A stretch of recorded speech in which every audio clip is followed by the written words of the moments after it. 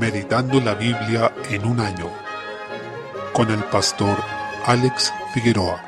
Día 9, mes 7, Primera de Crónicas capítulos 7 y 8. Estos dos capítulos son la continuación de la genealogía de los patriarcas de la nación de Israel. En la Escritura vemos que para el Señor esto es bastante importante porque desde Génesis 3:15 nos dice que un hijo de la mujer iba a aplastar la cabeza de la serpiente. Es por esto que desde ese momento la Escritura se dedica a decirnos quién es ese hijo de la mujer. También nos aclara que está dividida la humanidad entre los hijos de la mujer y los hijos de la serpiente. Es decir, los hijos de la mujer son los creyentes en esa promesa, llamados el pueblo de Dios, y los hijos de la serpiente son aquellos que permanecen en rebelión contra el Señor. Es por esto que Dios en su providencia y sabiduría dejó registrado ese linaje para que supiéramos cuándo fue cumplida la promesa en Jesucristo. Por esto fue que le dijo a Abraham que en Isaac le sería llamada descendencia, en Génesis 21:12, pues le prometió que en su simiente serían benditas todas las naciones de la tierra, en Génesis 22:18. Es decir, de Abraham vendría ese hijo de la mujer que aplastaría la cabeza de la serpiente, pero no de cualquier hijo de Abraham, sino en la línea de Isaac y luego de Jacob. La Escritura es bastante celosa en contarnos la historia de la redención, y a pesar de que no todos los descendientes de Abraham pertenecen a ese linaje del cual vendría el Mesías, es importante identificar a los mencionados en esa línea, pues de ella vendría Jesucristo de Nazaret, hijo de David, hijo de Jacob, hijo de Isaac, hijo de Abraham, hijo de la mujer, hijo de Dios. Salmo 7. En primer lugar, el Salmo comienza con una declaración de confianza en Dios, y debemos tener muy presente esta afirmación para interpretar el resto del pasaje. Debemos tener en cuenta también que el salmista declara estar siendo acusado injustamente de algo que él no ha cometido. Es por eso que él declara su integridad, es decir, que es completamente inocente de la acusación que se le está imputando. Por tanto, él no está diciendo que es absolutamente libre de pecado, sino que es inocente en cuanto a la difamación que está sufriendo. Desde el versículo 6, David acude al juez de toda la tierra, quien no solo puede juzgar su causa, sino que juzgará a todas las naciones. Esto nos enseña que el Señor es a quien primero debemos acudir cuando sufrimos una injusticia o un agravio. Debemos poner nuestra causa en sus manos y descansar en que Él resolverá con justicia y según su voluntad perfecta, que en todo caso prevalecerá. Y esto es así porque, a diferencia de los jueces terrenales, la justicia de Dios es perfecta y puede escudriñar hasta lo profundo del corazón. Desde el versículo 12 vemos que Él dará el pago a quienes no se arrepientan y persistan en su impiedad. Los perversos no se dan cuenta que están cavando el hoyo en el que ellos mismos caerán. Este salmo nos recuerda que Cristo, siendo completamente justo, fue acusado y difamado por mentirosos y perversos, llegando al punto de ser crucificado, pero soportó con paciencia para nuestra salvación, encomendando su causa al Padre. Es también la forma en que debemos enfrentar la persecución en sus distintas facetas. Proverbios capítulo 18, versículo 22. El encontrar una esposa que además sea hija del Señor es la más hermosa y grande bendición que se puede disfrutar en este mundo después de la salvación, y por tanto debe ser un motivo de gratitud constante hacia el Señor. Incluso en matrimonios de personas incrédulas se puede observar una bendición del Señor, porque el matrimonio es un decreto que se dio en la creación y beneficia no solo a los creyentes, sino a toda la humanidad, aunque desde luego solo los creyentes pueden disfrutarlo a plenitud y con todo el entendimiento de lo que esa institución significa delante de Dios. Hechos capítulo 27. En los versículos 1 al 20 encontramos la primera parte del relato del naufragio del apóstol Pablo, en el que vemos que también fue acompañado por Lucas, ya que escribe en primera persona. Este es uno de los mejores relatos de un naufragio de la antigüedad, mostrando que, más allá de que Lucas solo fuera un médico, tenía dotes de historiador dados por el Señor. En medio de este naufragio, pareció que ellos estaban abandonados en medio de la tormenta, que estaba todo perdido y sin rumbo, pero el Señor muestra que Él estuvo en todo momento gobernando ese barco. Además, Pablo podía confiar en la promesa que le había hecho el Señor anteriormente de que tendría que dar testimonio de su nombre en Roma, pues se le dijo en el capítulo 23, versículo 11 de este libro: «Ten ánimo, Pablo, pues como has testificado de mí en Jerusalén, así es necesario que testifiques también en Roma». Aunque él confiaba en aquella promesa que el Señor le había entregado, sabía que entre medio iba a sufrir y pasar por muchas tempestades, pero también que estaría sostenido en la fe. Así también podemos compararlo con nuestra vida. El Señor nos ha dicho cómo es el final de los que creen en Él, de los justos que esperamos la gloria, pero sabemos también que entre medio enfrentaremos distintas tempestades. En ocasiones parece que el barco va sin control, pero debemos en todo eso recordar lo que nos ha prometido aquel que es fiel y justo, que es veraz y no solo dice la verdad, sino que es la verdad. En consecuencia, a pesar de que por momentos parezca que, como dice el versículo 20, no hay sol ni estrella, y todo se ve como si hubiera solo nubes y tempestades, debemos recordar que el Señor es quien sostiene nuestra barca, confiando en Él como aquel que nos guía hasta el puerto final que Él nos ha prometido en Cristo.